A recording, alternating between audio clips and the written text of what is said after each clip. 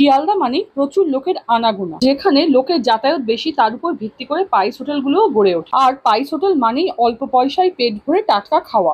আজ সেই রকমই একটা ভাতের হোটেলে এলাম, শিয়ালদাতে ব্রিজের তলায় বিবি ফুড ভাতের হোটেল। প্রথমেই নিয়ে নিলাম এদের নিরামিষ থালি। ভাত, ডাল, আলু ভাজা, পাঁপড়, পুঁই শাক দিয়ে নিরামিষ আর চাটনি। আসলে পয়সা থেকে পাইস কথাটা এসেছে, মানে পাইস হোটেলগুলোতে প্রতিটা আইটেমের আলাদা আলাদা দাম, থালা থেকে শুরু করে জল খাওয়ার ভাড়ের পর্যন্ত দাম দিতে হতো। কিন্তু বর্তমানে এরাও আপডেট হয়ে থালি সিস্টেম চালু করেছে, কিন্তু লোকের মুখে এখনো পাইস হোটেলের নামটাই রয়ে গেছে।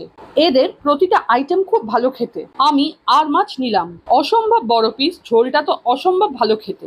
এরপর মাটন নিয়ে নিলাম, দেশি পাঁঠার ঝোল, খুব টেস্ট। আর মাংসটাও খুব ভালো করে সেদ্ধ হয়েছে, খুব নরম। নিলাম 2 পিস চিকেন, খুব ভালো টেস্ট।